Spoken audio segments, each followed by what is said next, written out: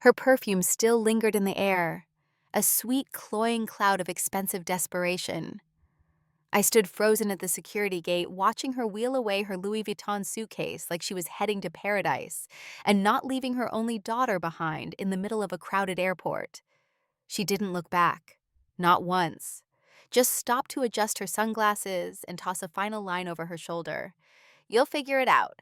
She shrugged. That was it. No hug, no plan, no goodbye. My name is Madison. I was 16.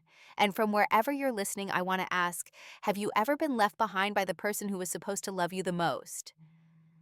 People rushed past me in waves, families laughing, couples bickering, children dragging stuffed animals by the ears. They had destinations. They had someone waiting on the other side.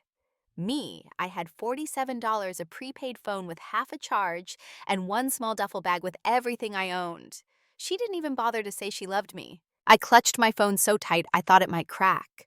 My breath came in short, sharp gasps. For a moment I thought I might faint right there in the terminal. But something inside me, something buried under years of quiet endurance, rose up. I remembered a name my mother used like a curse, my father. She told me he was worthless, that he had left us, that he never wanted me. But as I stood there abandoned, like forgotten luggage, I thought, what if she lied? Digging through old texts, I found a number buried in a forgotten thread. My fingers trembled as I dialed. It rang once, twice. "Hello?" A voice, deep, calm, steady. I opened my mouth and all the tears I'd held back came flooding out. "Dad, it's me. It's Madison. Please help me." There was a pause, just his breathing steady and real. Then finally he spoke. "Tell me where you are. I'm on my way." Hours passed. I sat curled in a corner of the terminal, watching the sky turn from blue to ash. Then as dusk settled in and the windows reflected the blinking lights of distant planes, I heard it a roar. Heads turned, people ran to the glass. A private jet, sleek, black, impossibly real. And then I saw him, stepping down the stairs in a dark suit, tall, quiet, and eyes that mirrored my own. When he saw me, he stopped, his face cracked with something between joy and pain. "Madison," he called. I ran, into arms I hadn't felt since I was 5, arms that didn't let go, arms that didn't ask questions, arms that said without words, "You are safe." The jet cabin was silent, hushed like a dream. My father sat across from me, watching with gentle eyes. I could barely breathe.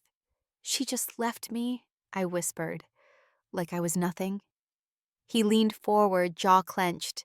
His voice was low but sharp as glass. "She always was selfish, but this I will not forgive." We took off the city shrinking beneath us.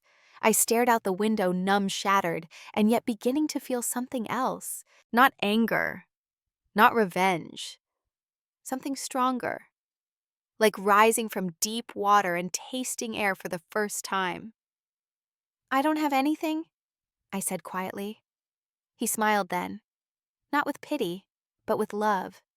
"You have me." I cried again, but not out of pain this time. The tears came from a part of me I didn't know still worked. And as I looked out into the dark sky, my mother somewhere far away, sipping wine on a beach she didn't deserve, I knew something she didn't. She thought she had walked away from her burden, but she had just set me free. The jet moved like a dream through the clouds, smooth and quiet. I could hear every breath I took, shaky and shallow, as if my body was still trying to understand what had just happened. Hours ago, I was crying on a cold airport bench, abandoned by the one person who should never have left me. Now I was flying through the night in a private jet, beside a man I hadn't seen in 10 years, a man who looked at me like I mattered. My father didn't say much at first. He just sat across from me, eyes gentle, letting me gather myself in the silence. The moment didn't feel rushed. It felt real. "You're safe now," he said again, and the words made something crack open inside me. Safe. It had been so long since I'd even considered what that felt like. With my mother, there had always been strings expectations, silence, manipulation, guilt. Safety was never part of the deal. I stared out the window watching the stars blur past. For the first time in my life, the future didn't feel like a punishment. When we landed, the car waiting for us wasn't flashy, it was calm, powerful, understated. Leather seats, soft cedar scent. Security guards in black nodded to my father as if he were someone important. And maybe he was. I was starting to realize I didn't know much about him at all. He didn't offer explanations. He didn't try to fix everything in one conversation. He just looked at me with patience and said, "You're home now. That's all you need to know tonight." His house, if you could even call it a house, was like something from a movie. Stone and glass perched above a quiet stretch of city lights, warm but not cold, elegant but lived in. Inside, staff greeted us politely. A woman brought me tea. No one asked questions. No one looked at me with pity. I was led to a room with a bed that looked like clouds and windows that stretched to the ceiling. There were clean clothes folded neatly, a bathroom that smelled like lavender and soap, and for once, silence that wasn't full of tension. I collapsed into the bed fully clothed and slept. When I woke up the next morning, sunlight poured through the windows like a blessing. For a moment, I forgot where I was. Then I remembered, and I smiled. Over breakfast, my father finally spoke in full sentences. "I wasn't allowed to see you," he said calmly, stirring his coffee. "Your mother made it impossible. Every time I tried, there were threats. Legal letters, lies. I listened heart tight. She told me you didn't want me," I whispered. "She said you hated me, that you left us." His jaw clenched. "That's not true," he said firmly. "I tried, I fought, but in the end I thought, maybe giving her space would be better for you." I didn't realize how far she'd go. I looked down at my hands. "Why now?" I asked. "Why come so fast?" He leaned forward, his voice low and steady. "Because the second I heard your voice, I knew it wasn't too late." He paused, then added, "And because she's been stealing from you?" My head jerked up. "What?" He pulled out a folder, opened it, and slid a document across the table. "She used your trust fund, money left to you by your grandmother, spent it on luxury trips, clothing a vacation home, all while telling you we had nothing. She took your future and used it to fund her fantasy." I stared at the paper. Numbers, transactions, receipts, proof. I wasn't surprised, but I was tired. So tired. "What do we do?" I asked. He didn't hesitate. "We take it back. Legally. Quietly. With dignity." He smiled then, not with malice, but with a kind of quiet satisfaction. "When she comes home," he said, "she'll find your room empty. Your future protected and an eviction notice waiting." A pause. "She will finally have to live in the mess she made." We spent the next few days talking. Really talking. I told him about the years I spent trying to be invisible, trying not to upset her. How I'd made myself smaller just to survive. How birthdays were forgotten. How punishments came out of nowhere. How I'd been told that wanting more was selfish. He listened. Never interrupted. Never corrected. Just listened. And little by little, I started to feel something I hadn't in years. Seen. I learned that my father owned a consulting firm, that he had spent the past decade building a life from the ground up. No shortcuts, no scandal. He had waited, hoped that one day he'd get a chance to find me again. "I didn't stop caring," he said one evening as we sat on the balcony. The city below glowed like a promise. "I just didn't know how to reach you without hurting you more." "You didn't hurt me," I said. "She did. She made you think love was conditional." "That's the worst part," he said quietly. I nodded, eyes burning. "But I don't believe that anymore." And I didn't. Not anymore. The next week I started tutoring with a private teacher who helped me catch up on school. I met his assistant, his lawyer, even his dog. I started sleeping through the night. I laughed sometimes without guilt. I chose my own clothes. I made real choices, small ones, but they were mine. And every time I reached for my phone expecting a cruel text or a cutting silence, I remembered she couldn't touch me anymore. I was protected. Then one morning, his lawyer handed me a thick envelope. "Everything's filed," he said. "She'll be notified the moment she returns to the country." "Will she try to fight it?" I asked. "She can try," he replied, "but she has no legal ground and no money left." I held the envelope for a long time. It didn't feel like revenge. It felt like closure, like a key to a door I'd never had the courage to open. "She's going to hate me for this," I said softly. My father came around the table and knelt beside me. "You don't owe her your silence, Madison. You owe yourself the truth." I nodded. "She said I'd never survive without her," I said. He smiled, slow and strong. "But you did. And now, you're free." The letter went out the day her plane landed. It was timed perfectly. Our lawyers had been tracking her return down to the hour. She and her new husband, along with his two polished, always smiling children, had taken a month-long luxury tour of the Amalfi Coast. I knew because she had posted photos, wine glasses by infinity pools, sunset yacht dinners, five-star resorts, all funded by my trust account. And then she came home, but it wasn't home anymore. She walked up to the house she had once ruled like a queen, only to find the locks changed. A notice taped to the door in cold black ink. Official, final, irrevocable. According to the lawyer she called within minutes, furious, screaming, demanding to speak to someone in charge. That was the first time she realized there was no one left on her side. 2 days later, her number showed up on my phone. My father glanced at the screen and handed it to me. "Your choice," he said, his voice calm as ever. I stared at the name. Then I answered, "Madison." Her voice was already shaking. Behind her words, I could hear the echo of an empty house. "Where are you?" "What is going on?" I paused, then said it as simply as I could. "I'm with Dad." The silence on the other end was almost louder than her voice. "With him? After everything he did, I didn't flinch. You mean after you abandoned me at the airport?" That was a misunderstanding. She snapped, her fake polish cracking. "I thought you could manage." "At 16, I said flatly. "Alone, with $47. She said nothing for a moment. Then quietly she tried again. I came back and everything was gone. The locks, the money, I know I said. The words felt strange in my mouth, icy, measured but steady. I wasn't yelling, I didn't have to.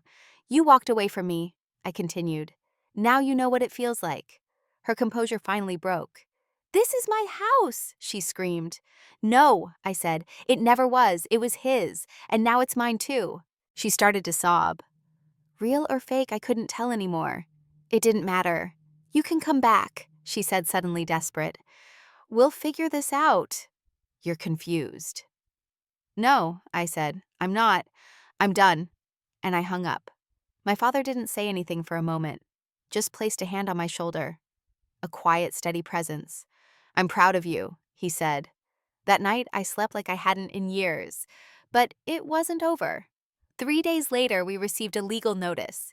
She was contesting the eviction, claiming emotional distress, financial manipulation, even brainwashing. She had hired a lawyer, some third-rate attorney, who had no idea who he was up against. My father's legal team moved like a storm. Every document, every transaction, every lie she had told over the years was brought to light. They found hidden purchases, misused funds, and recorded statements. Even her travel expenses were itemized and linked to illegal withdrawals. She really thought no one was watching, the lead attorney told me. She thought she could get away with anything. I didn't even feel angry anymore. Just tired. "She's unraveling," my father said. "And people like her, when they lose control, they get dangerous." I asked him if we were safe. He looked me dead in the eye. "You are." I made sure of it. I believed him. Still, the letters kept coming, thinly veiled threats, accusations, pleas. One night she emailed me directly. No subject line, just 2 sentences. "You're nothing without me. You'll come crawling back." I didn't respond. I printed it, handed it to my father's team. Then I went outside and sat under the stars. I wasn't nothing. I never was. But she had worked for years to convince me otherwise. One afternoon, I came home from tutoring to find my father and his study papers spread across the desk.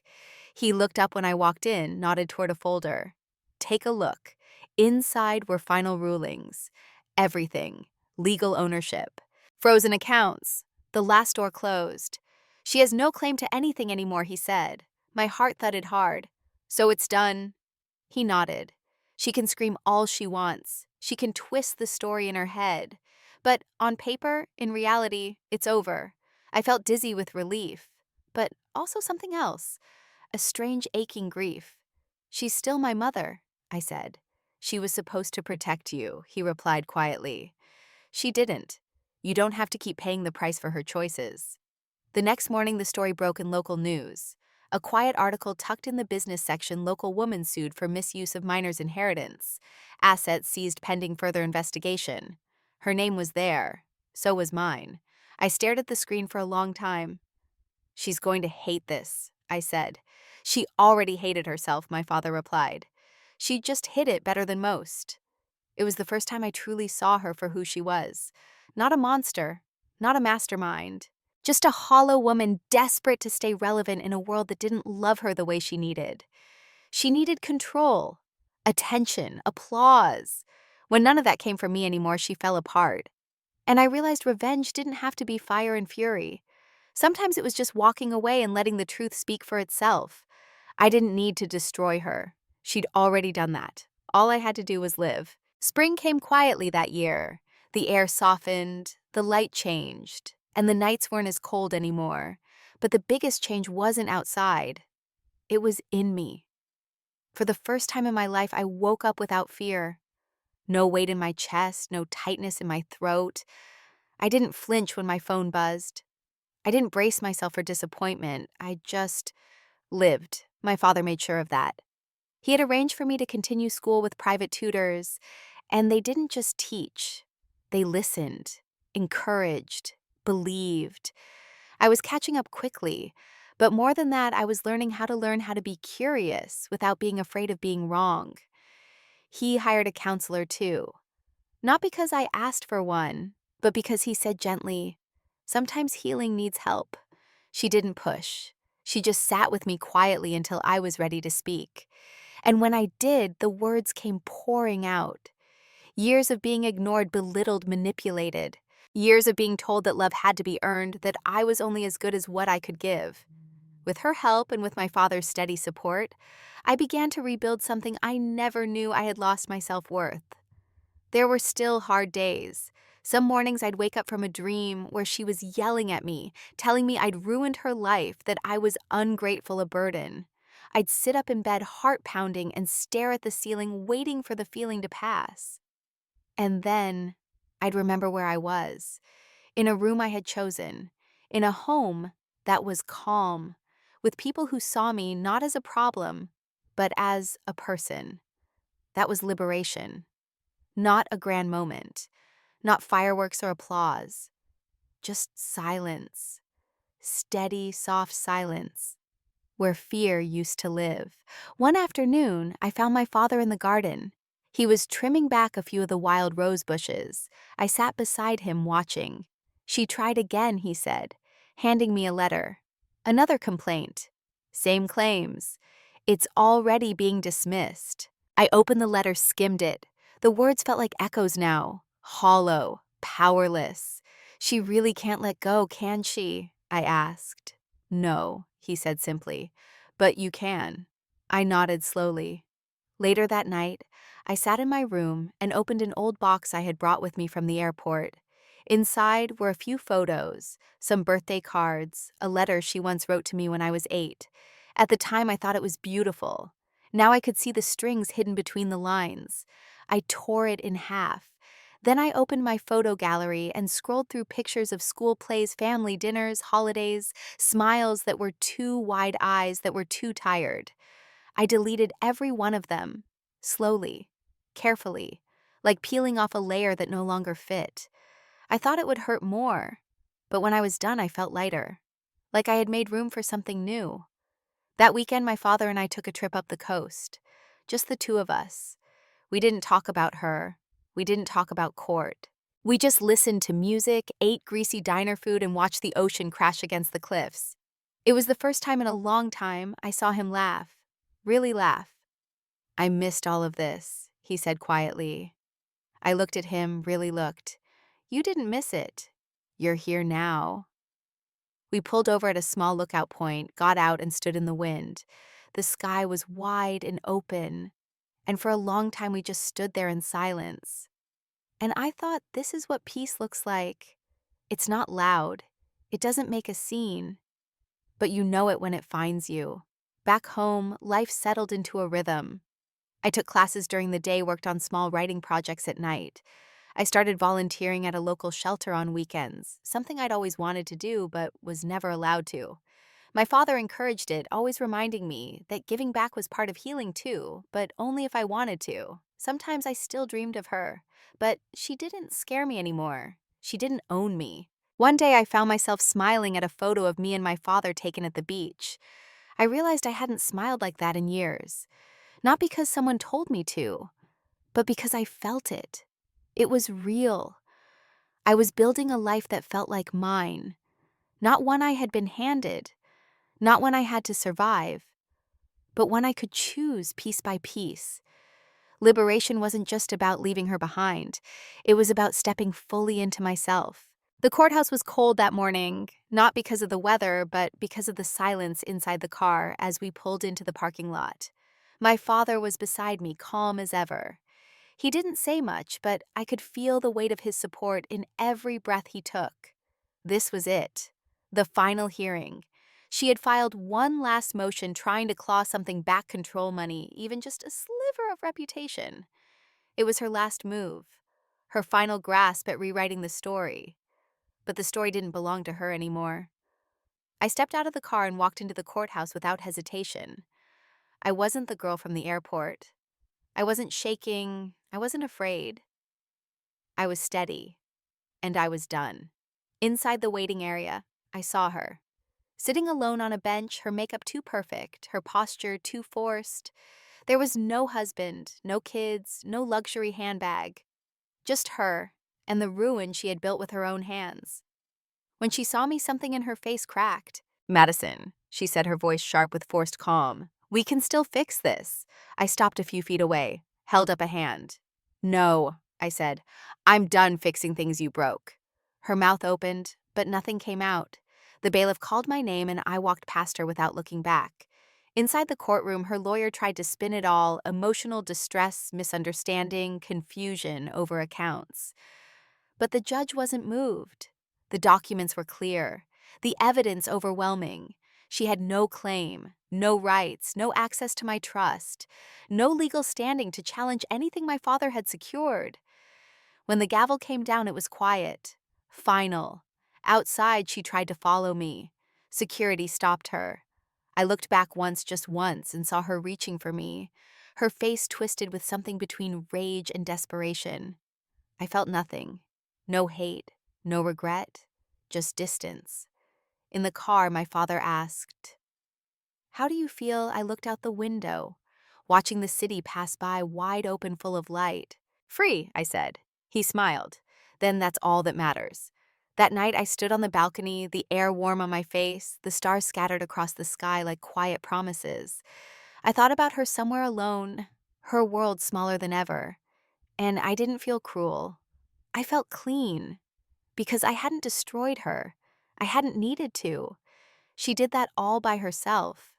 And now, I was finally free to live without looking over my shoulder. Weeks passed.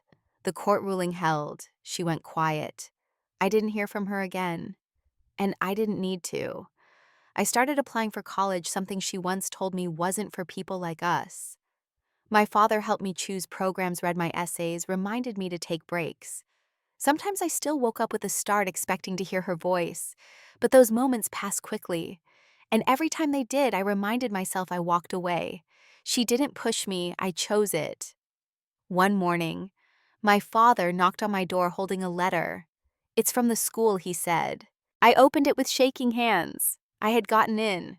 We celebrated with pizza and root beer on the back patio, the sun shining, the dog asleep at our feet. There were no speeches, no big announcements, just laughter and warmth. And it was enough. I wasn't the abandoned girl in the airport anymore. I was the girl who made it home.